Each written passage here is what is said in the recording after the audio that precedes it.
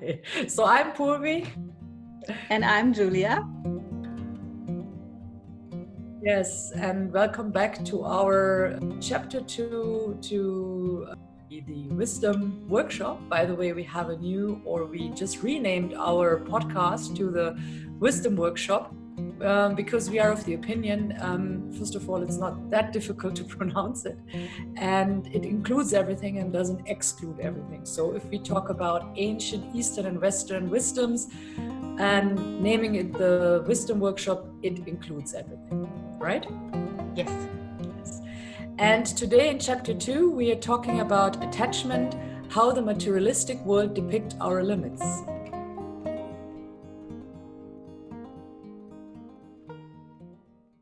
Yeah. So I would like to start with a quote of Buddha, who said, "Attachment is the source of all suffering."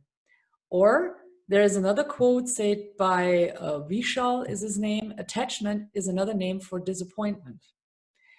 And I have experience in my last years, or let's say 10, 15 years of my journey of development, where I'm still in, and it will never stop, where I have realized when I started with that attachment actually causes affliction. And how, I think I repeat myself a little bit from the last chapter, what we talked about, but I think it makes sense to recall it a little bit. How does affliction, or how is affliction caused?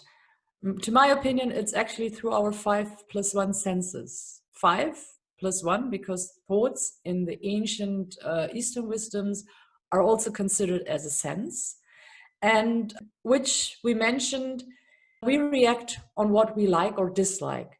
And then our external spirit is activated, which is consisting of, the Sanskrit word is manas, the intellect, and ahamkara is the ego.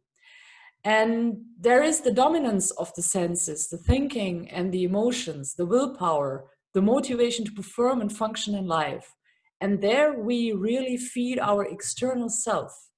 But doing this, we have not done anything for within. Now, let's exaggerate with the word nothing done for within, for our internal self. What do you think? It's very interesting because you talk about things we like or dislike, and then we are talking about pleasant attachment and aversion. So you also, I think I remember, talked about the circle of life, that we are getting born, we live on this world, and we leave it again. So we human beings are sort of afraid of death, right? So we are attached to life. And this is like the first attachment we have, most of us have, because we are afraid of death. So life is one of these things we like. It is like one of these pleasant attachments. And these pleasant attachments, we all know, it's like going on a holiday, we are in the mountains, we are on the beach, we think, oh, I want to stay here forever. Or we are in love with someone and we are thinking, wow, I want to be with this person forever. And this is pleasant attachment. And the moment we realize that we cannot have these things forever, we create behaviors to somehow being able to create a feeling of having these things forever. Like we take pictures with our mobile phone and we put it on the timeline in our social media and we think, oh, this is forever now. And then we have these unpleasant attachment, and this is not what non-attachment is in Buddhism. It is something else. So the unpleasant attachments are things or situations where we are in, where we rather don't want to be. Like we have a dinner with our parents-in-law and then they annoy us with questions. Or we are in some kind of a job we don't really want to be in, but we have to be there because it pays our rent. So this is an unpleasant attachment because it means that we are attached to something which is not happening. So we create desires. We create desires of pleasant nature, which we want to stay forever, and we create these of unpleasant nature, which we want to change. And we start identifying with what we like. And in these means, we start to create suffering, as you said, suffering. So this is my opinion to this attachment idea. And in the Buddhist term, as you say, the non-attachment means neither to have the desire to do, have, or be something, nor have the desire of not to be, do, or have something. So not being disinterested or indifferent of something, because this also is attachment. Non-attachment is the understanding that all things only pass by. So we let them come, we let them stay for a while, we let them leave naturally. We enjoy the process. And this is also what we have talked about last time in the control thing. So then we don't have a judgment anymore of things that are unpleasant or pleasant, because everything comes, stays for a while, and leaves again. And I think Gaia, our planet, Mother Earth, is the greatest example for non-attachment, because she, as the mother of all life on Earth, lets us get born, evolve, grow, and thrive. She lets us leave again. We are neither indifferent to her, nor would she want to hold us here. So not in our individual being and not as a whole. So we are free, and we can come, stay, and go whenever. And the moment we leave the world, we still stay on the world, because everything that we have brought here in terms of our thoughts, our emotions, the things we have done are somehow still around, you know? So yeah, that's what I want to say. Yeah, that's very true. What I face in my intercultural trainings, the regular questions when Germans deal with Indians, always say, why are the people so different? I said, well, that's a very general question. But of course, I thought about that. And coming back to that, it's about values and the value system we live in. And values are very much found in the philosophy. So look at Hinduism and the Buddhism in its essence. They believe in samsara, which is totally different to that what we live in the Western world. Samsara means in rebirth. Yeah. So we have to presume, when both of us speak about the Eastern wisdoms, that the listener to this podcast assumes or understands that one of the major differences or the major character of Buddhism and Hinduism is the belief in rebirth, because everything is based on this philosophy. And what is the actual goal in Buddhism and Hinduism of life? And let's also put into bracket of physical life. Yeah, it is not to be reborn at all. So frankly speaking, looking at life on Earth, on this planet here, is considered from the Eastern philosophies actually as suffering. Now we are born, let's make the best out of it, which is a very good attitude towards that. So the question is how to get there not to be reborn at all. And the answer really in the essence of that is actually detachment, the contrary of attachment. And it is about non-identification. So, but we need to get out of this detachment thing, because detachment, I think, still is something else but non-attachment. Detachment is being indifferent, ignoring things, you know. So non-attachment is getting out of the attachment in a very nice, respectful, humble, grateful way.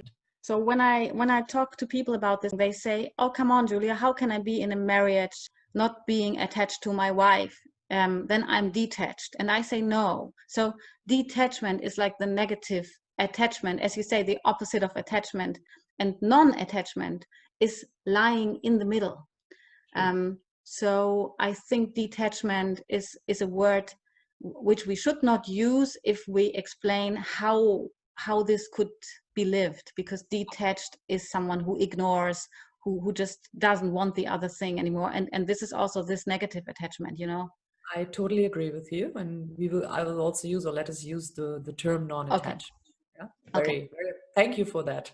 Yeah, sorry. And it's very important, because I realize how important language is. The moment, as we also spoke about that the last time, is the moment you declare or you name something, you exclude many other things, or you mean something differently. And even looking at the terms of self, of mind, of intellect, and so on, it really has different meanings. We'll go into the detail, but it is correct to be a little bit more clear, so which way this podcast goes to. Yeah. Now, in order to go ahead, let us presume that there is one big soul, which I said in the Eastern world, people believe in, that there is one big soul from which we all 7.x billion people on earth derive from. And the individual part of this divine is called Jiv Atman in Sanskrit. Yeah, so I'm using some Sanskrit terms to give the explanation for that. So Jiv means energy of life force, the energy, the life itself, which never ends. And Atman means breath of life. So if you take Jiv Atman together, it can be translated somehow with lively, energized self. Yeah. And this is the part where in Hinduism and Buddhism, people believe in is never dying, is always there, even the moment when we in our physical world have to go, yeah, when we die. So how to realize that our deepest self, so at the end, us humans, are part of this big soul. What is the biggest thing people are doing nowadays in the whole world? It's doing yoga, or meditation is part of yoga. So yoga, which is explained in the Ayurveda, which is again part of the old Vedas in the Hinduism, yeah, is the philosophy of how to realize who you really are. And by realizing that, we're talking about, we can see that our limitations, which we have when we look at our outer self with our five senses that lead us to reactions and to the materialistic world, that the actual abundance, which is also going to be the topic of our next chapter, is to be found there. And it is a process, of course, which starts once we really commit to that. And to my experience, going to the journey to find or to detect the inner self, there's nothing to find because it's already there. You just have to detect.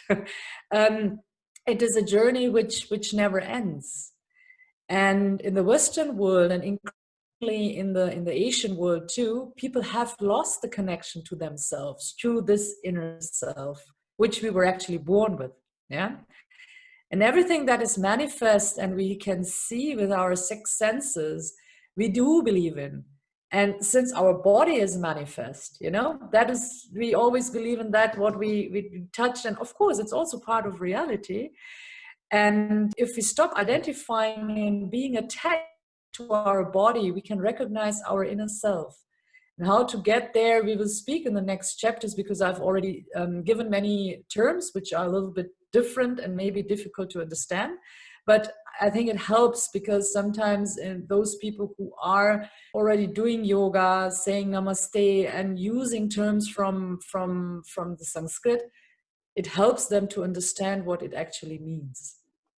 And while you speak, I'm again thinking, I love to think in pictures, So people go not only doing yoga or going on retreats, they also take drugs to find this, to find the way to disconnect their body from their soul in order then to integrate again the body with the soul. And I like to tell my clients that they can imagine that our soul came on this earth with a lesson.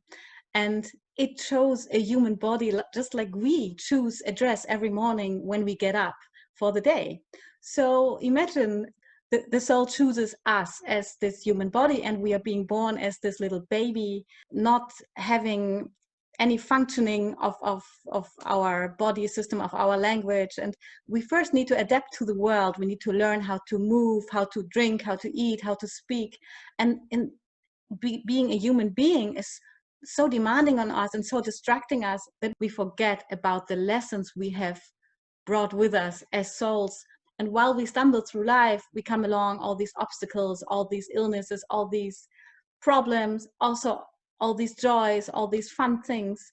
And step by step, get back on track to know what actually is the lesson I have to learn here. As human beings, as souls in these human bodies we are now. I think this is a beautiful picture when we think about that, and that we are maybe a soul and a body. There I also have some experiences from clients which I think I just want to share. It's like, this sudden people who are having these death experiences and then they are alive again. So I have one client as example who jumped down with a parachute from the sky, and the parachute wouldn't open, and he fell down. And while he fell down, he says he separated from his body and he saw himself falling. And when he fell down, he only broke his ankle.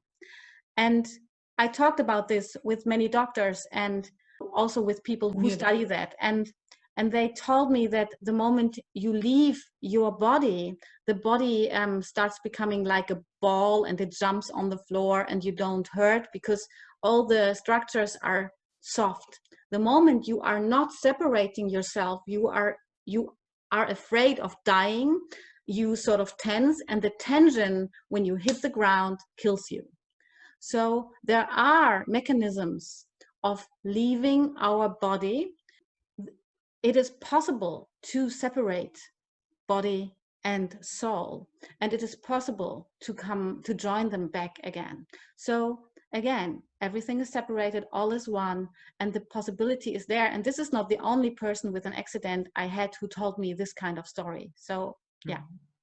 It's a wonderful picture because, I mean, there are plenty of stories who have, or people who have stories like that and who have experienced, I think, near death and came back, or even while having operations and they saw themselves, the doctors, and being operated. And wonderful movies are about that, where people say it's just Hollywood. But I always believe that those who make those movies must have had some kind of experience, however they got it, with or without drugs, and with microdosing, however you call it. But there is something where I also believe, and where I've also experienced in my life in deep meditation states, that there is much more than that what we can sense with our six senses. And to allow to get there, this is also a task, frankly speaking. It's not that easy to get there because it's the fear which doesn't allow us to get there. If I talk to people, they say, why are you doing that? Aren't you afraid of? I said, afraid of what? I believe in that I'm protected. I'm protected by something bigger. And when I went for Vipassana for the first time, I was for 10 days, I was really scared. And I understand people being scared for them because of not being in touch with your beloved people, with your relatives, or with those people, with your friends. And you are just busy with yourself. 10 days of not speaking, 10 days of no music, of no book, of no distraction of anything, which is really amazing because you empty your mind. And emptying the mind is really not easy. And observing your breath is tiring. I was getting up at 4 o'clock in the morning for the first session and sitting there. I was really energized, but by 12 o'clock I was dead, not because of getting up so early. It was because it was straining. Yeah. So I think to burden yourself, people see it as a burden to go through this process. People rather go through the burden of life, which they are used to, because people are afraid of detecting things which they might not want to see. And this is very interesting to see that this is the reason. So the people are quite aware of that there might be something much deeper that might come up. That is the conclusion out of the discussions I had with very close friends. They said, I'm afraid. So I said, then you are aware that there are things which are very deep rooted, and which there is a pattern which brings you every time to the same point, but you don't want to have a look at it. That's interesting to see that people are very much aware of it. What is actually keeping them back to go forward? And this is very interesting because now we come to this point of creating behavior in order to let this let life look real. So we accumulate, we control. It's again the control thing. And here we are again at this creating suffering by identifying with life or with us as group. And then we also need to consume and to have things, to own things in order to feel secure in this life. You know what I mean? Yeah. And now I have the feeling that we can bring in someone like Aristotle also, who, you know, who created this term oikos. So because we are also not only, you know, on the spiritual level, we also want to create this podcast for leaders and for economy. So we can come to this term oikos just for a moment, because it speaks about the responsibility of us human beings of taking the right actions to preserve Earth for all the generations that come after us. So it's about not controlling, not accumulating, letting go, not attaching to the resources of the world. So he already talks about non-attachment when he talks about oikos. And oikos is the fundament of this circularity idea in the ancient Greek philosophy. And it created the terms ecology, economics, and it refers to family, to the belongings, to the homes of the families. And it created the rules we have for the society, maybe even today. So today, Gaia is our home. Our home calls for sustainable responsibility in order to serve our family, which are all beings. And our belongings, all resources, are to be preserved by us.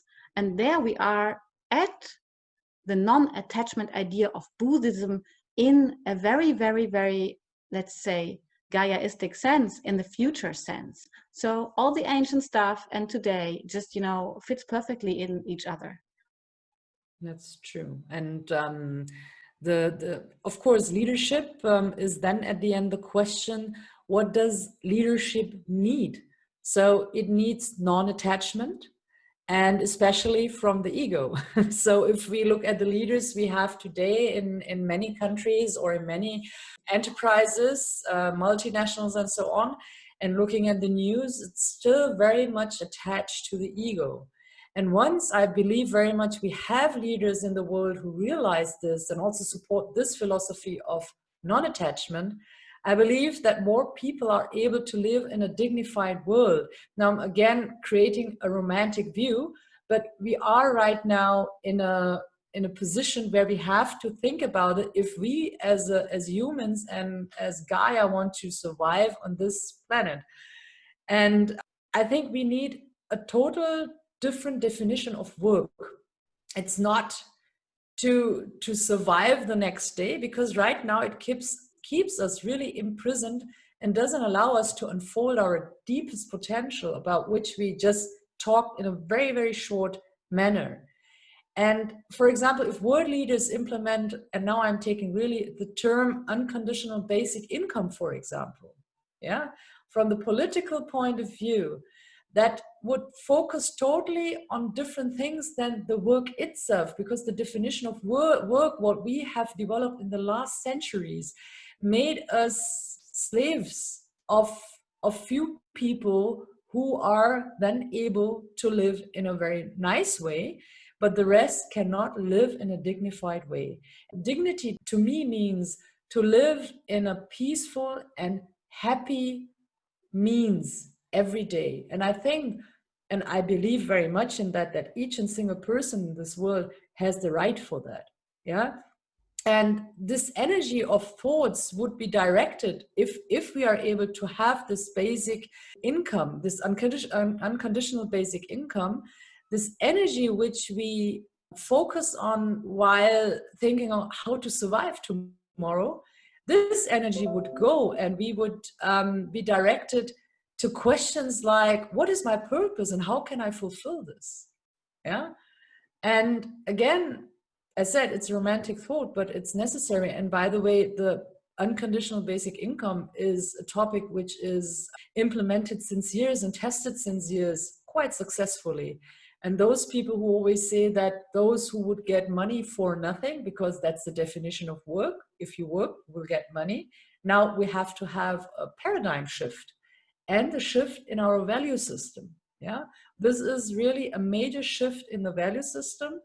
And if we are able to implement this, I think there will be a very big change. And of course, even the enterprises. So economics and politics have to work hand in hand, and to really get non-attached to many things which we have built up right now and which we love to stick to, because change means some uncomfortable way of living, maybe for certain time.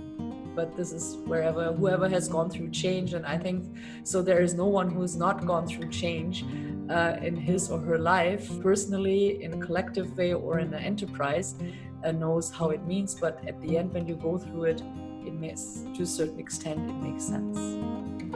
For this chapter, we have really talked very much into the death. It can go much more deeper, but with the other chapters that are going to come, we will be more detailed. And I thank you very much, Julia, for your time.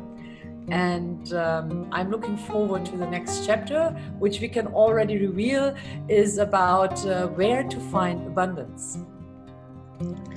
Thank you very much as well, Purvi. And yeah, I would love to answer right now to all the questions you have put in the room, and I'm looking forward to the next chapter as well. See you then. Goodbye. Bye-bye. Bye.